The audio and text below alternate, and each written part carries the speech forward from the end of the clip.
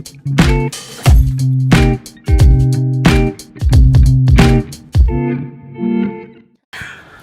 Ready, let's do it. Okay, so welcome to the first ever Inter Property podcast. Today we are going to start our first podcast with no other than Karl Freeman, who is the director and founder of Inter Property Phuket. Karl, say hello to the viewers. Hello. Great. Right, Karl, so we're going to start today with a few questions. Can you tell me, how long is it that you've lived in Thailand for? I've lived here now about 18 months. 18 months, okay. And why the move from the UK to Thailand? Lots of reasons. The main reason is the weather. We have all this beautiful beaches, and the UK has just gone so expensive. Taxation, fuel. I can't understand why anybody wouldn't want to move.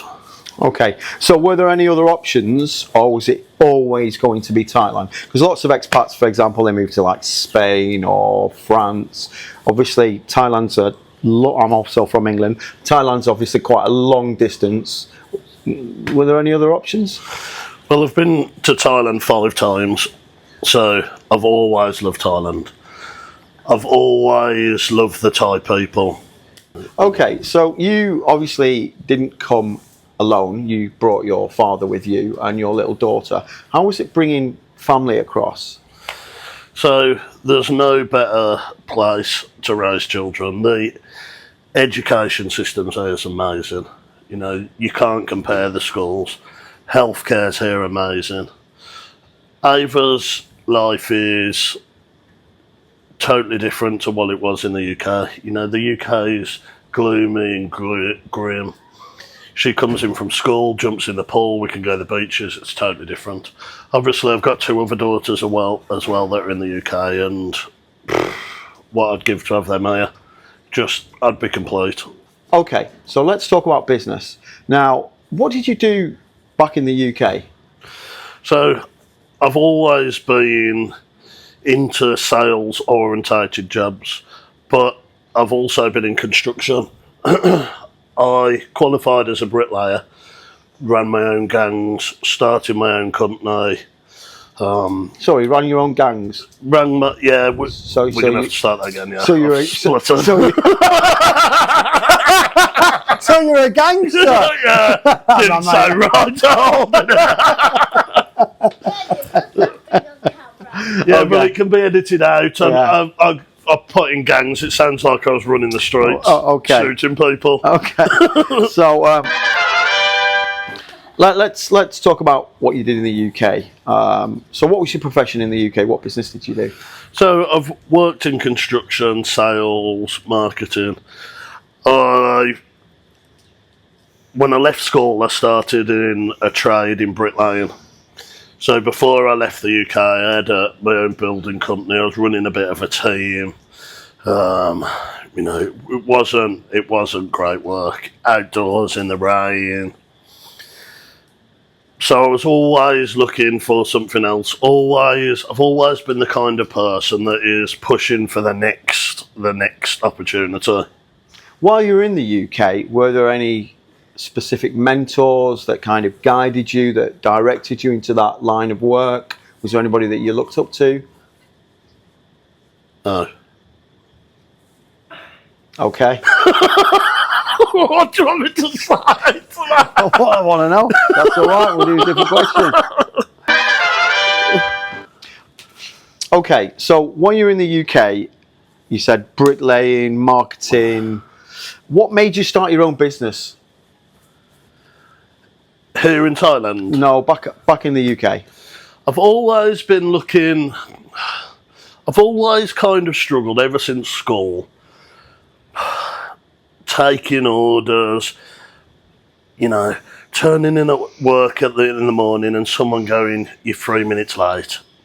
It's never really been my thing. That I've always wanted to be my own boss, start my own company up, work for myself. Okay. For the viewers at home, I know exactly how that feels. By the way, if you're late for Karl, he's always on like, you're 3 minutes late. Now I do it to other people. That's all right. That's all right. Everybody has a boss. That's okay. All right. So, as a business owner myself in the UK, I find the UK is quite a difficult place to run a successful business. What obstacles did you find in the UK? What setbacks, and how did you overcome that in the UK? So I've had some various businesses in the UK. Some have worked, some haven't worked. The difference between starting a business in the UK and Thailand, they couldn't be further apart. The amount of red tape you have in the UK. Yeah. I've always found the red tape to be easier in the UK and lots of red tape in Thailand. What's your opinion? Depends what you'd class as red tape. So starting a business here is so easy to start with. You know, once you've got past the visa process and the work permit process, starting a business is so easy. You've got to think like this. There's no safety net here for Thai people. If they don't work, they don't support their family. So Thai people are very, very hard workers and they're extremely loyal. So salary is cheap for a start. You get loyalty from your staff.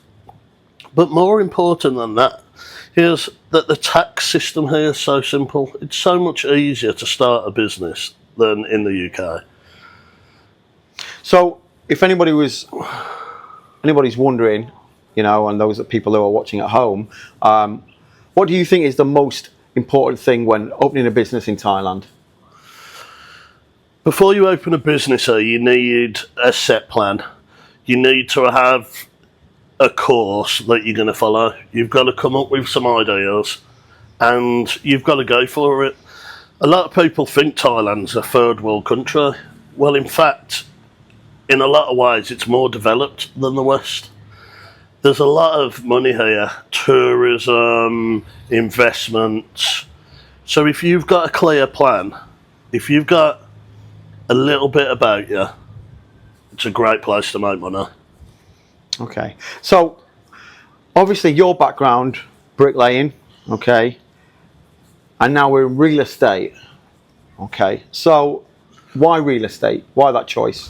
So again, my partner, when we met, she's worked in real estate for 7 or 8 years, very experienced. Now, we were speaking one day and I've always been quite good in sales. I was going out with her, we were talking about it, and I noticed that there was a gap in the market here for honest, trustable real estate. Now, Ava she's achieved well by herself, but when we come together, we make a great team. Okay. So what we're saying is Ava was already doing real estate and you two came together and thought, right, okay, we can do this together. Is that right? We can do this together and we can do it better than the other companies.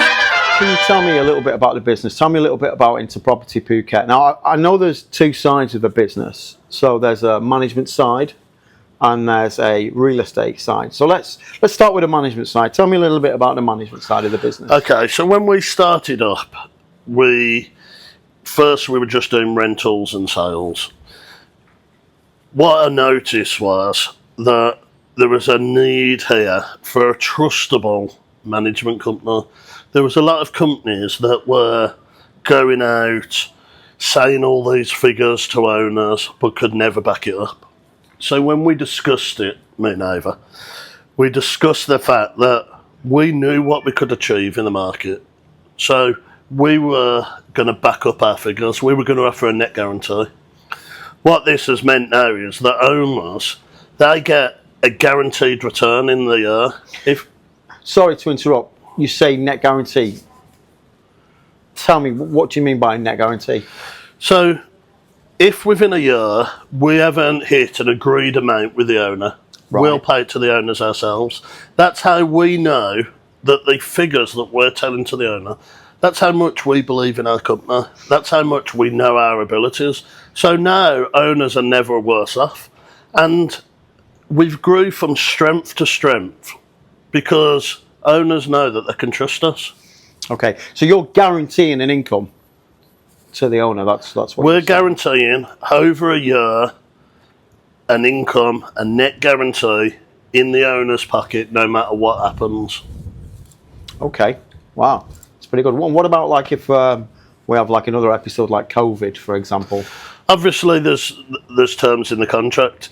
It's got to be fair for both. So obviously, it says in the contract, if there's a pandemic, if there's a war, a recession, it doesn't count. Normal market conditions, they're 100% guaranteed. So in normal market conditions, you are guaranteeing a net guarantee at the end of the year that you will hit this amount, and if not, then you're going to pay it directly. We've got owners that are getting 12, 16% returns on the investments. Okay, that's pretty good. Very good. Especially when you're now in the West, you're looking at returns of 3 or 4% if you're doing well. Okay, so tell me about the other side of the business, because then we've got a real estate side of the business, haven't we? How does that work?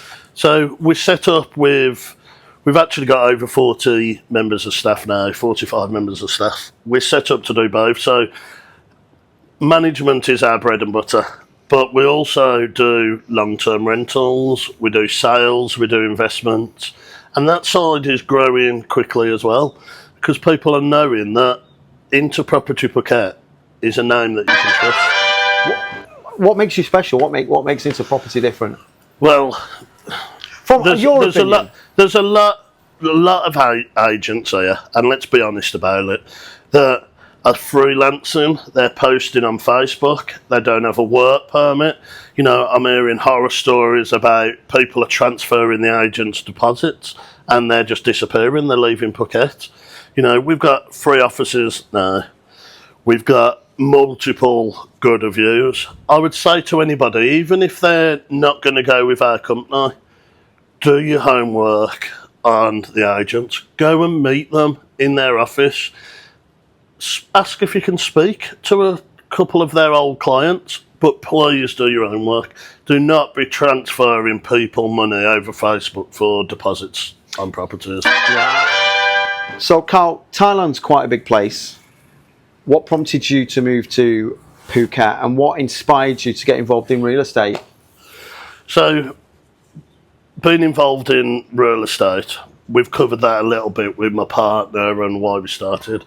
Now, Phuket is the place to be in Thailand. That's where the money is to be made. Obviously, we've got beautiful villas here. It's famous all around the world, Phuket. Americans know it, Europeans know it. That's how it is. But in our next 12-month plan, you know, we're opening our new office now. That's going to be opening in Patong at the end of this month. Our head office is in Rawar. We've already got the Laguna office. We're going to be opening then into Property Thailand. There's no reason to stay in Phuket. Actually, next we'll be moving up to Koh Samui, into Bangkok. This business model can be used anywhere in Thailand. In fact, it can be used anywhere in Asia. I'm so excited about the future. Okay, good. So am I. Fist bump. Woo! Okay, that's good. Yeah. Right. How do you overcome the language barrier? Great question. So, my daughter, obviously nearly 8, she speaks nearly fluent Thai now. I say maybe 10 words. Struggle with the language. Obviously, I'm a lot older. It's difficult to get. Obviously, my partner, she only speaks Thai to me when she's angry, so I've only picked up some bad words. But here now, everybody speaks English. English is the language of the world. You know, if you speak to someone in Thai, they want to try and speak English to you. They want to try and communicate in English. It's very rarely that I think to myself, I really need Thai, although I do want to learn. Okay, so if you were sat at home and you were thinking, I can't go to Thailand because I don't speak Thai, what would you say to those people? There's hardly anybody in Phuket that doesn't speak some English. Obviously you want to better yourself. You want to be learning their language. It's their language. You know, we have to remember we're only guests. But If you can speak good English, you can do business here. You're more than fine. I don't know how the hell he manages. So, Karl, can you share any insights or tips for any budding entrepreneurs who might be watching at home who are thinking about coming out to Thailand? So, you've got to do it. That's the first thing. You can't do a job 40 years in a factory or whatever, get your gold watch and look back on life and think, what have I achieved? I've made somebody else rich. My advice would be, get yourself a holiday booked here. Not think of it as a holiday. Think of it as a research time. Get over here. Feel it out. Go home. Think, what can I do there that's going to make some money? What work can I do to get me out of the UK? Is that what you did? Yeah, exactly. Yeah, I had a little bit of savings. Not much, a little bit of savings. I just took the risk. I didn't 100% know what I was going to do. I just knew that I didn't want to be in the UK anymore. I was driving to work. It was raining. It was dark on the way to work. You know, I put £120 in my tank in fuel, and I just thought, I've got to make it work. What's your proudest moment that in your eyes that you've achieved in the last 18 months' time? Oh, great question. There's so many. You know, winning awards, Airbnb superhost status, guest favourite on booking.com. We've run a go at many. But do you know what I'm actually proudest of? It's probably the people that we employ. Like I said earlier, we've got over 40 staff now. So I'd like to know what are your future goals and aspirations, not just for the business, but for your personal life while you're here. So the goals for the business is to keep going forwards. We've got to keep taking steps. I can see us being one of the biggest companies in Phuket within a few years, if not one of the biggest companies in Thailand. Just with this same business model, just keep going. Again, you know, how many families can we help out? Personally, I don't need much more. I can appreciate waking up in the morning, not sitting on the M5 and not being in traffic. No, like I say, my daughter's here. I've got my other daughter here already. My partner's happy. I'm healthy. Them kind of things don't matter to me.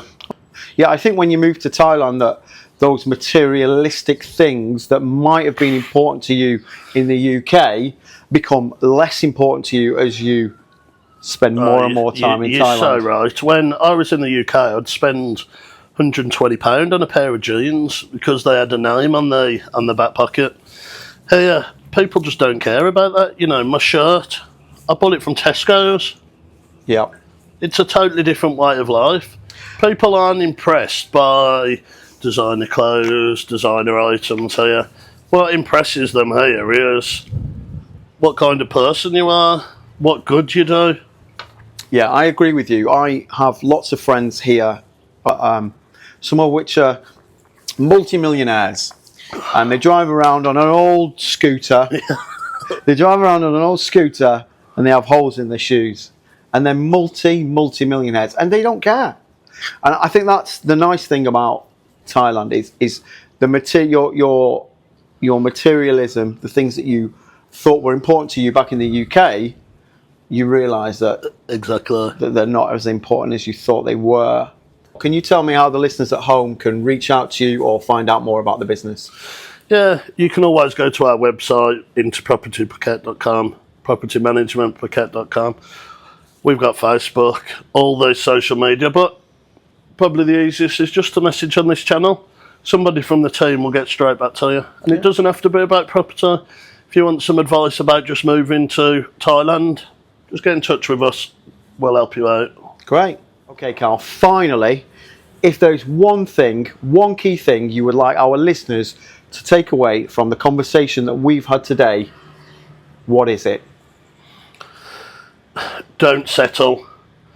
There's more to life than the 9 to 5 making money for somebody else. Take a risk. Brilliant. Okay, I'd like to thank everybody at home for listening. Don't forget to hit the like button, be one of our first subscribers, hit that subscribe button. Thank you for watching the first ever Inter Property podcast. We hope to see you all soon.